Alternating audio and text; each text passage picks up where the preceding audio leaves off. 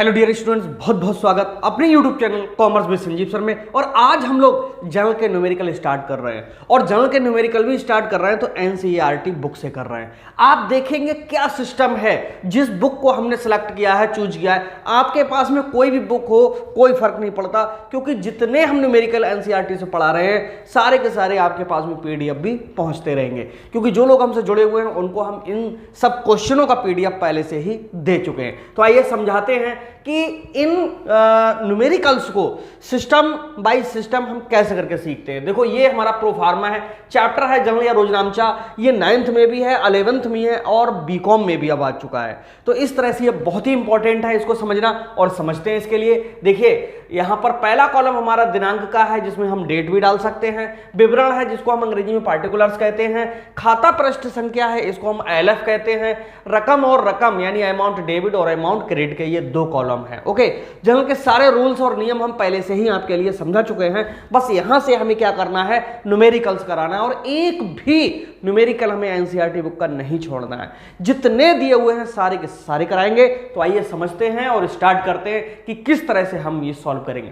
पहला क्वेश्चन है, और पहले क्वेश्चन में 1 2 3 4 चार एंट्रीज उन्होंने बताई हैं। चारों को समझिए, देखिए इनमें कितनी बारीकियां हैं, क्या फायदा होता है एनसीईआरटी बुक से, ये आप आज समझ जाओगे। ऊपर लिखते हैं journal entries in the books of करके। जैसे जो व्यापारी होता है उसी का आगे नाम लिख दिया जाता है। यहां जैसे एक्स नाम होता तो हम एक्स लिख देते, इसमें कुछ नहीं दिया।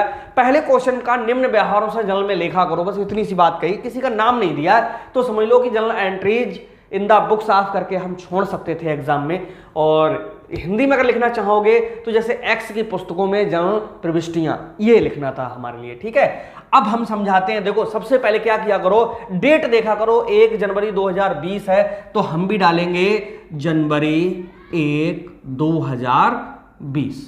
ठीक है, जनवरी 1 और 2020। क्या हुआ है, माल खरीदा 12,000 रुपए का, सिर्फ इतनी सी बात लिखी है, माल खरीदा। तो एक बात तो निश्चित है, जनरल में हमने आपको सिखाया था कि 3 प्रकार के खाते होते हैं। कौन कौन से खाते होते हैं? एक तो हमारा होता है व्यक्तिगत खाता, ठीक। दूसरा हमारा था कौन सा, संपत्ति खाता। और जो तीसरा था वो कौन सा था, नाम मात्र का खाता। व्यक्तिगत खाते में, संपत्ति खाते में, इनमें सब में 2-2 रूल लग रहे हैं। कौन कौन से रूल लग रहे थे? व्यक्तिगत खाते में पाने वाला डेबिट और देने वाला कौन होता, क्रेडिट। संपत्ति खाता में का नियम क्या था, आने वाली संपत्ति को डेबिट और जाने वाली को क्रेडिट। नाममात्रिक खाते में व्यय या हानि को क्या करते, डेबिट, आय और लाभ को क्रेडिट। ये रूल हैं। तो यहां पर हम इन रूल्स को पूरा ध्यान में रख करके और ये हम अभी आपके लिए सॉल्व कराते हैं।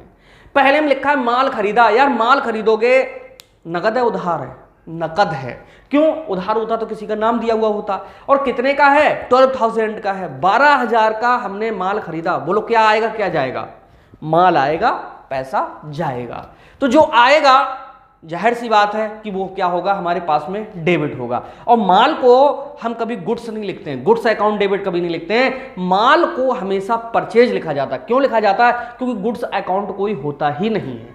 ओके, यानी जब भी हम माल परचेज करेंगे तो एंट्री होगी कौन सा, परचेज अकाउंट यानी क्रय खाता ऋणी। अभी हम आपको क्रय खाता ऋणी यानी डेबिट, और हमारे पास से जाएगा क्या, पैसे जाएंगे, तो यहां पर लिखा जाएगा रोकड़ खाते का।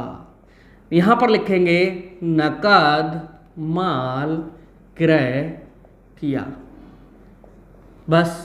और ये लाइन पूरी खींच देंगे। कितने रुपए का, 12,000 का। 1-2 क्वेश्चन हम अभी हिंदी में ही पढ़ाएंगे आपके लिए, और 12,000 का। अगला है जनवरी 5, दीपक से माल खरीदा। तो भैया यहां पर लिखेंगे जनवरी 5, 2020। दीपक से माल खरीदा, भाई नाम भी दिया हुआ है और माल भी खरीदा कह रहा है, कैसा है, उधार है। बस यही समझना है, माल खरीदा नगद था, दीपक से माल खरीदा। अब माल कौन दे रहा है, दीपक। आप क्या खरीद रहे हो, माल।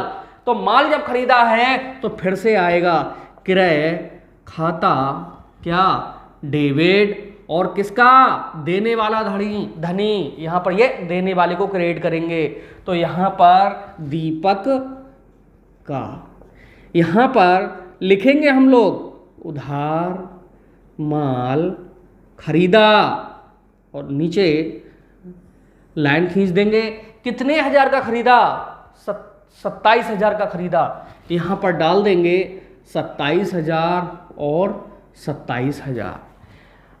8 जनवरी धर्म से नगद माल खरीदा, जनवरी 8 है, अब यहां लिखिए जनवरी 8 2020 धर्म से नगद माल खरीदा। भाई एक बात बताओ, जब धर्म से हम नगद माल खरीद रहे हैं तो धर्म के नाम से क्या मतलब रह गया, कोई मतलब नहीं रह गया।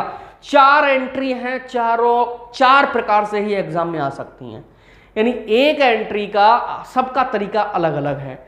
देखो धर्म से नगद माल खरीदा तो हम नगद माल खरीदेंगे, माल आएगा और पैसा जाएगा। सीधी एंट्री होगी कौन सी, क्रय खाता ऋणी, किसका, रोकड़ खाते का, क्योंकि हम नगद माल खरीदेंगे तो रोकड़ जाएगी। व्यापार से जाने वाली संपत्ति को क्या करते हैं, क्रेडिट करते हैं, तो यहां पर रोकड़ खाते का। नरेशन में लिखेंगे धर्म से नकद माल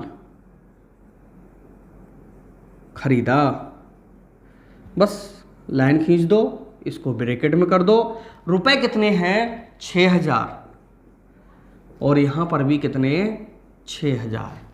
अगली है चौथी एंट्री है 10 जनवरी देव से उधार माल खरीदा। फिर से अब नाम भी दिया हुआ है और उधार भी लिखा हुआ है। तो भैया एक चीज बताओ, उधार खरीदेंगे तो पैसा तो जाएगा नहीं, और खरीदेंगे तो माल तो 100% आएगा।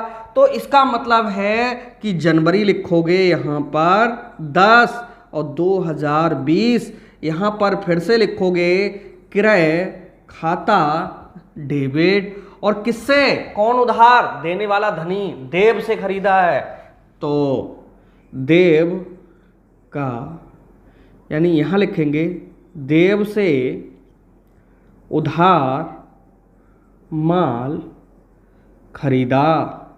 ओके, यहां पर लाइन खींच दीजिए और आगे अमाउंट डालिए, कितना है, 35,000, और यहां पर भी कितना, 35,000।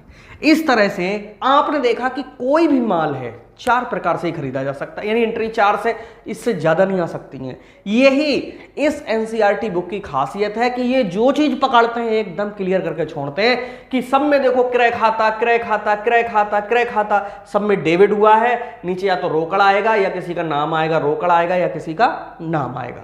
तो एक बात तो क्लियर हो गई, खरीदने वाली एंट्री में क्रय खाता हमेशा, परचेज अकाउंट हर कंडीशन में डेबिट होगा, और क्रेडिट क्या होगा, या तो कैश होगा और या किसी का नाम होगा। तीसरी चीज तो आने की ही नहीं है। ओके, तो इस तरह से